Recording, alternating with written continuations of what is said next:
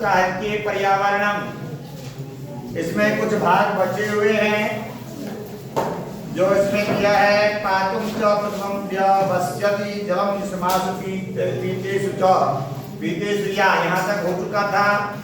इसके आगे है किंच भट्टि शरत्काले जलाशयेषु कमलानां तद्वर्तीनां भ्रमणानां च वर्णनम करोति। कहते क्या, और भट्टी, भट्टी एक लेखक का नाम है। तो अपने जो है शरत काल में अर्थात ठंडे के समय में जलाशयेषु, जलाशयों में, सरोवर तालाब नदियों में, जलाशय का मतलब जहाँ जल का आश्रय, जहाँ जल जमा हुआ है, तो फिर जलाशयेषु कमलानां तद्वर्तीनां भ्रमणानां च वर्णनम करोति। उस जलाशयों में कमल जो खिले हुए हैं और उन कमलों के ऊपर भ्रमरा और भौरा मधुमक्खियां जो है भ्रमण कर रहा है, उनका वर्णन इसमें कर रहे हैं। न तज्जलम जन सुचारु पंकजम न पंकजम तत् यदनील षट्पदम। कहते हैं जो न तज्जलम, तत् मतलब वह, न मतलब नहीं, वह जल नहीं है। न तज्जलम यन सुचारु पंकजम, जिस जल में सुंदर जो है पंकज ना हो, पंकज मतलब कमल ना हो, वह जल अच्छा नहीं है, शोभायमान नहीं है। क्यों? कि जिन जलों में कमल का पुष्प ना हो। और कहते न पंकजम तर नील षट्पदम, वह कमल कमल नहीं है जिस कमल के ऊपर भौरे विद्यमान ना हो। विद्यमान का मतलब गूंजता ना हो। अर्थात उन जलाशयों का, उन सरोवर का, उन तालाबों का शोभा तभी बढ़ता है जब उस जल में कमल हो। और कमल की शोभा तभी बढ़ती है जब उसके ऊपर भौरे घूमते हो, भ्रमण करते हो, गुंजायमान। फिर बसंते तु सर्वां प्रकृति शोभंकरा भवति कालिदासः कथयति। कहते बसंते मतलब बसंत काल में कितने ऋतुएं हैं? 6 ऋतुओं का राजा किसको कहा गया है? बसंत। तो कहते बसंते तु सर्वां प्रकृति, बसंत काल में प्रकृति, सभी प्रकृतियां शोभंकरा, बहुत ही सुंदर दिखती है, होती है। यदि कालिदास कथयति या कालिदास कहते हैं।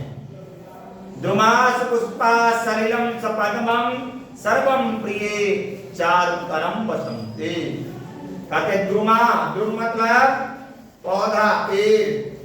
कहते बसंत ऋतु में सर्वाम मतलब सारी, शोभंकरा मतलब सुंदर, द्रुमा पौधा, वृक्ष मतलब सपुष्पा, पुष्पा, सपुष्पा का मतलब है पुष्प से युक्त, पुष्प सहित जिसमें है।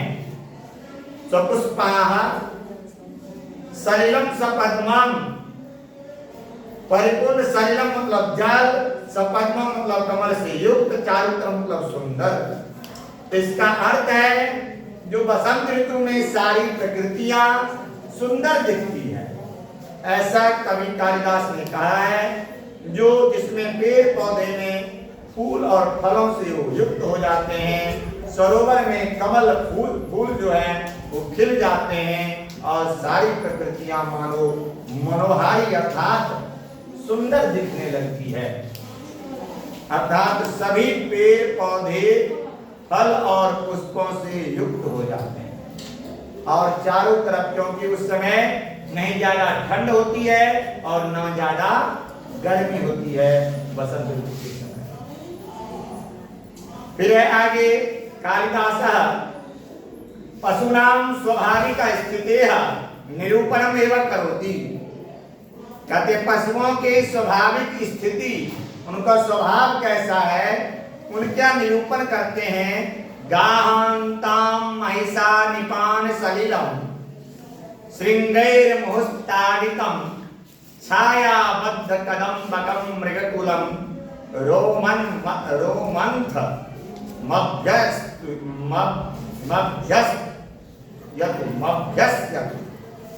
अब इसमें दिया है गाहंताम पशुनाम महिषा निपान सलिलम। निपान पशुनाम पशुओं का स्वाभाविक स्वाभाविक मतलब वास्तविक स्थिति दशा का निरूपण का मतलब है चित्रण, स्वाभाविक क्रिया को बताया गया है। कहाँ? तो कहते हैं जो भैंस, महिष मतलब भैंस, महिषा मतलब भैंस, तो कहते हैं भैंस जो होता है, महिष जो होता है, जब जल में, सरोवर में, तालाब में जाता है और वो डुबकी लगाता है, डुबकी लगाने के बाद अपने सिंघों में पानी जो उसको आता है तो क्या करता है? हिलाता है, आनंद का अनुभव करता है उसमें जाकर। तो कहते हैं जो कालिदास पशुओं के स्वाभाविक स्थिति का निरूपण किया है। क्या? तो जैसे महिष, भैंस जो है सरोवर में, जलाशय में जाकर के डुबकी लगाने के बाद अपने सिंहों के द्वारा जल ऊपर करके और उसको जब झाड़ता है, मतलब जल को हटाता है, तब उनको आनंद की अनुभूति होती है, वह आनंद मग्न हो जाता है। और क्या है? छायाबद्ध कदम्बकम मृगकुलम, और कदम्ब के छाया में, कदम्ब की जो वृक्ष है, पेड़ है, उनके नीचे मृगकुलम, मृग मतलब हिरण, कुल मतलब उनके झुंड, उनके समूह। तो कहते हैं वह समूह जो है वहां जाकर वो भी क्या करता है? रोमन मध्यम अर्थात जुगाली कर रहा है, आनंद ले रहा है। कदम के पेड़ के नीचे मृग का झुंड जो है वह भी बैठकर आनंद मग्न होकर जुगाली करता है, जिसको आप क्या करते हैं? पागुर बोलते हैं, अर्थात मुंह को चलाता है।